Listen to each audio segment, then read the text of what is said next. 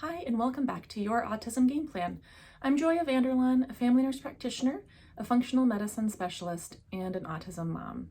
Today, once again, for the last time, we're talking about toxins. This time, toxins that are commonly found in our kitchens.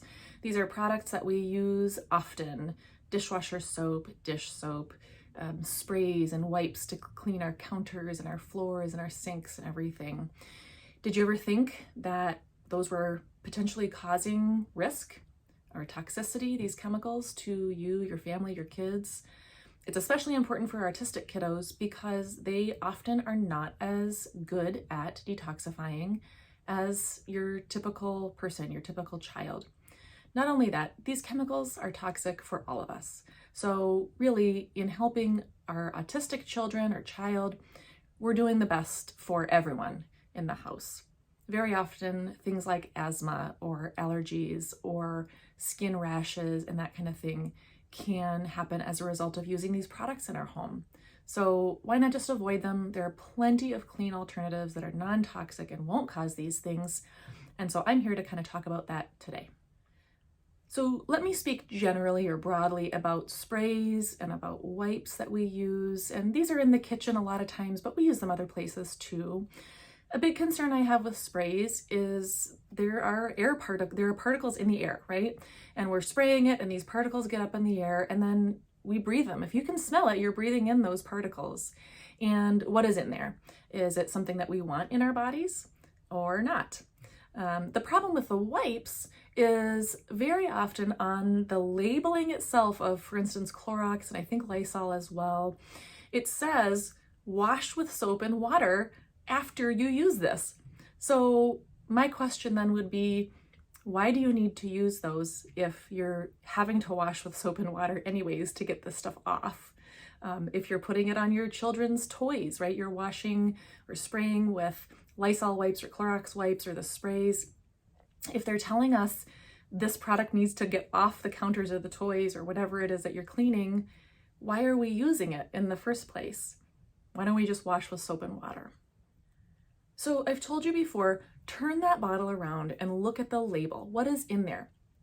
Well, you can do that with Clorox. You can do that with Lysol. You can do that with a lot of things. Here's the problem. You turn around a bottle of Clorox wipes and it's going to tell you this ingredient, this ingredient, this ingredient, and 99.632% other ingredients. What are those other ingredients? We don't know. They won't tell us. So how can we be sure if they're safe? The other issue is wipes probably aren't the best for the environment, right? They're single use. We throw them away after one use. They end up in the dump.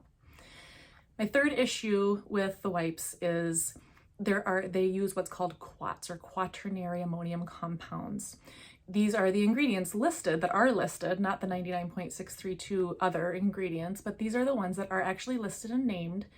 And they're quats, they have hormone implications, they have allergy and asthma implications, skin implications that are not what we want to be using in our house, not what I want to be using in my house, and I would suggest you don't use it in yours either. If you have a dishwasher, you're using dishwasher detergent. Whether it's the pods, the powders, the gels, there often are things in those that we would not want on our dishes that we're eating off of, or in the air. We can smell the steam that comes off. So we want to make sure those things are things that are okay to introduce into our body, or at least non-toxic. And lastly, dish soap. So many times that advertising gets us, oh, it smells so fresh, it smells clean. Well, why does it smell? Is it because there are chemicals in there, or is it an essential oil that's maybe more healthy for us? What we want to think about is turning around that label, seeing, does it label as fragrance? Does it label as something else? Do we know what's in there? For my dishwasher detergent, I've loved the BioClean products, and even 7th generation products have been working really well. And then for dish soap, very often I'll just use Castile soap. And there are tons of other ones now, even at regular grocery stores, that are pretty safe. But just watch out for the fragrances and the SLS and those kinds of things. With the Castile soap, honestly, what I do is I refill a foam pump soap dispenser, and that's what we use for the dishes. And the nice thing about Castile soap is I know for sure the Dr. Bronner's brand, they use essential oils to scent their products and not different fragrances or perfumes. I'll be sure to put the links below in the text portion of this video, but a few little simple changes, very inexpensive changes you can make would be start cleaning with vinegar and water. Usually a 4-to-1 ratio is good of water to vinegar. You can even add baking soda in there if you need a little bit of grit to scrub with, like for sinks and things like that. Otherwise, I love these cloths called e-cloths. They're similar to Norwex, if you've ever heard of Norwex, but a lot more available, less expensive. And then I also love the BioClean product line. Great. Castile soap is great. There's a brand called Citrusolve, which is a wonderful cleaner that actually uses lemon and orange oils in it to both clean and scent it. So there are lots of great products out there that are effective, even that smell nice, that are also non-toxic. So I'll make sure to put links below for you. To kind of summarize, in general, how do you know if a product is safe? Well, the first thing would be turn around that product and look at the label. But now we know that's not always reliable, right? Because they can list other ingredients as a majority of what's in there. So how do you know? The resource I use quite a lot is the EWG website. It's ewg.org.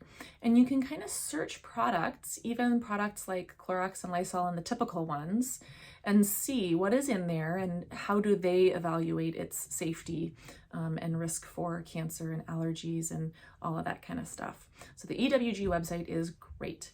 Just make sure you're thoughtful about what you bring into your house. This can make a big difference in your life, your child's life, you know, especially in terms of breathing issues, hormone issues, skin issues. But then also a lot of these toxic compounds can create inflammation in the brain. And does inflammation in the brain then lead to some of these troublesome behaviors that our kids are displaying? So nothing, not saying that getting rid of these products is going to be some sort of magic cure for anyone. However, even these little steps that you can take, you are taking control. You have the power to make change for your child, for your family. And often that's what we need, is a little bit of a sense of control and to have empowerment over something. So as always, remember, be gentle with yourself. You are doing a great job.